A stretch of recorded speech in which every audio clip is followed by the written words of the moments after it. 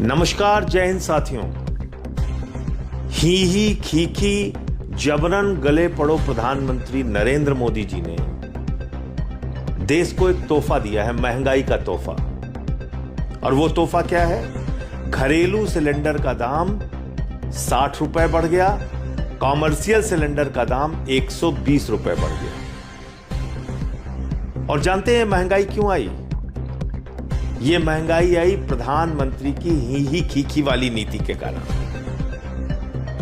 इस महंगाई का कारण सिर्फ और सिर्फ नरेंद्र मोदी हैं। जी हां, जानबूझकर इस देश को महंगाई की आग में झोंकने का काम भारत के प्रधानमंत्री ने किया है। कैसे, वो मैं बताता हूं आपको। हार्मोज समुद्री मार्ग है जिसका 50% हिस्सा ईरान में आता है, और उस हार्मोज समुद्री मार्ग से प्रतिदिन 60% कच्चा तेल भारत का आता है और 50% गैस भारत की आती है। मोदी जी को यह बात मालूम थी, हमको आपको नहीं मालूम था। हमने भी रिसर्च किया, तब हमें मालूम हुआ। मोदी जी को यह पता था कि ईरान के रास्ते से ही हमारा कच्चा तेल और गैस आती है। तो आपने ईरान से अपने रिश्ते क्यों बिगाड़े? आप क्यों उछल कूद करके इजराइल पहुंच गए? 2 दिन पहले हमले के, युद्ध के 2 दिन पहले आप वहां पहुंच गए। आपको फर्जी मेडल पहना दिया गया और आपको बड़ी बड़ी बातें आप वहां पे कह के चले आए कि भाई इजराइल तो हमारे लिए बाप का लैंड है, फादरलैंड। वहां आप पहुंच गए और जब आप वापस आ गए हिंदुस्तान, उसके बाद वहां युद्ध हो गया। खामेनेई की हत्या कर दी इजराइल और अमेरिका ने, जो वहां के सुप्रीम लीडर थे। आप संवेदना के एक शब्द नहीं बोलते उनके लिए। 160 स्कूली बच्चियां मार दी जाती हैं, आप एक शब्द नहीं बोलते।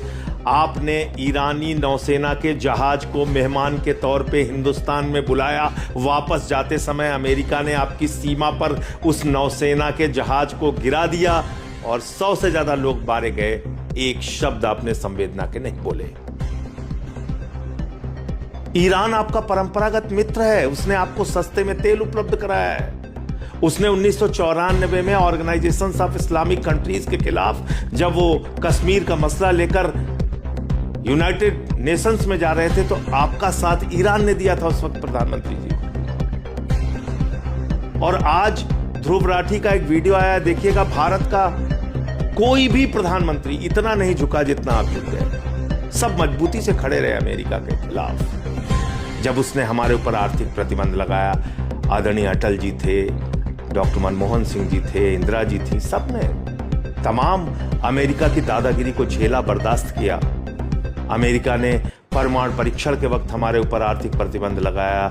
उसने 71 के युद्ध में हमारा विरोध किया, 7वां बेड़ा भेज दिया। 65 में पाकिस्तान के युद्ध के वक्त हमारे ऊपर आर्थिक प्रतिबंध लगाया। अभी ट्रंप कह रहा है उसने आपके ऊपर, आपको धमका के सीज फायर कराया। आपकी इज्जत, देश की इज्जत, हमारे बहादुर सैनिकों की इज्जत को तार तार किया उसने। आसिम मुनीर, जो पाकिस्तान का सेना अध्यक्ष है, उसको बुलाया, उसके साथ लंच किया। शहबाज शरीफ, पाकिस्तान के प्रधानमंत्री के साथ लंच किया और बोला आई लव पाकिस्तान। उसके बाद बोला कि भारत और पाकिस्तान दोनों महान देश हैं। भारत को पाकिस्तान के साथ खड़ा कर दिया, बराबर खड़ा कर दिया। आप कुछ नहीं बोले, एक शब्द नहीं बोले। आपको यहां तक धमकी दी कि मोदी जानता है मैं उसका कैरियर खत्म कर सकता हूं। आप कुछ नहीं बोले। अभी वहां का अधिकारी कह रहा है रूस से तेल खरीदने की हमने परमिशन दे दी है 1 महीने के लिए।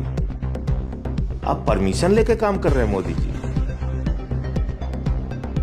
आपने ट्रंप को भारत का राजा मान लिया है, भारत का शासक मान लिया है। 190 साल तक अंग्रेजों के गुलाम रहे हम, और उसके बाद हमारे क्रांतिकारियों के बलिदान के बदौलत जो आजादी मिली, उस आजादी को आपने गिरवी रख दिया है। अब आपको अमेरिका से परमिशन चाहिए रूस से तेल खरीदने के लिए। और आप किस अमेरिका के साथ खड़े हैं जिसके साथ उसके देश के लोग नहीं खड़े हैं? एक पायलट की तस्वीरें चल रही है, उसने कहा हम इजराइल को नरसंहार के लिए हथियार देने नहीं जाएंगे। उस पायलट को गिरफ्तार कर लिया गया। न्यूयॉर्क की सड़कों पे ट्रंप का विरोध हो रहा है। उसके तमाम एप्स्टीन फाइल में इतने घिनौने वीडियो आए हैं जिसका विरोध हो रहा है ट्रंप का। उसके पार्टी के लोग उसका साथ नहीं दे रहे हैं, उसके मागा वाले उसका साथ नहीं दे रहे हैं। अपोजिशन पार्टीज विरोध कर रही हैं।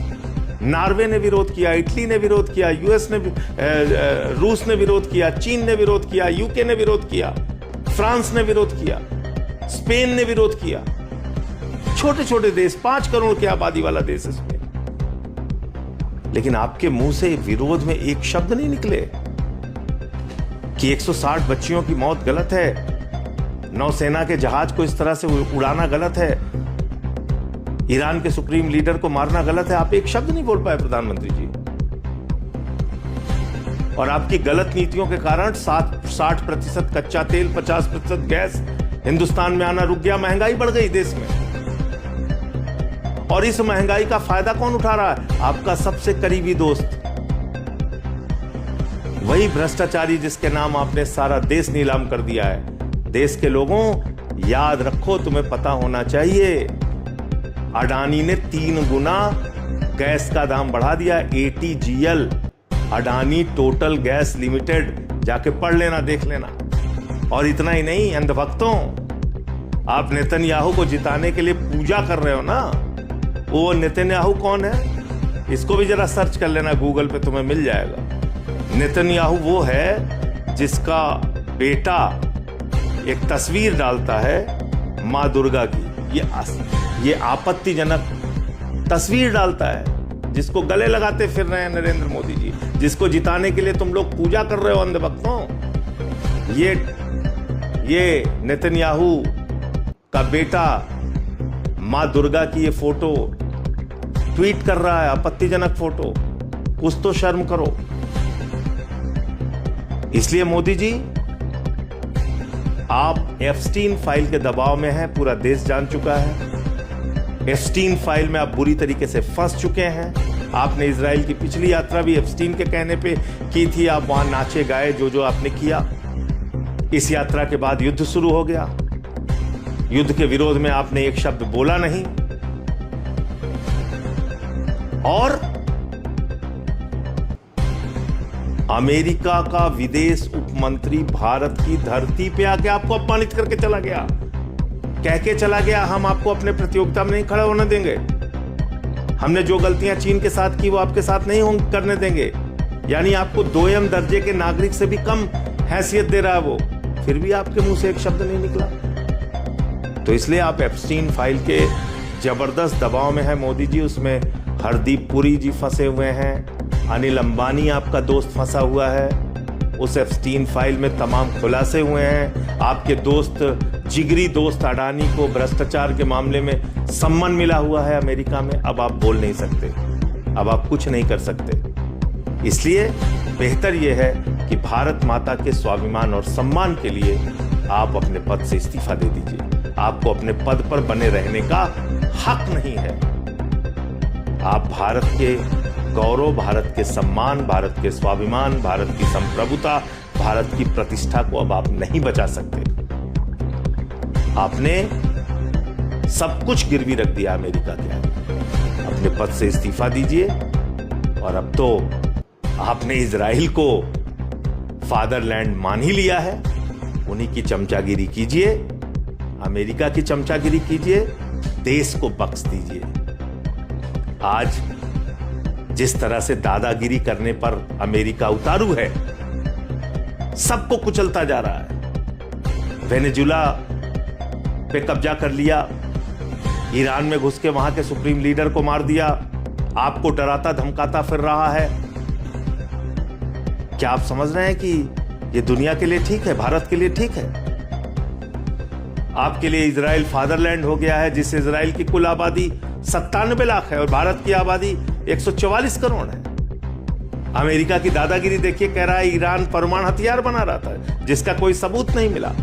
और खुद अमेरिका के पास 5500 परमाणु बम है। 5500, 5500। वो दुनिया की निगरानी कर रहा है। इन सब विषयों पे आप कुछ बोल नहीं सकते। तो देश को बख्श दीजिए, अपने पद से इस्तीफा दीजिए और भारत माता के स्वाभिमान और सम्मान कि रक्षा करने में देशवासियों का साथ दीजिए। जय हिंद।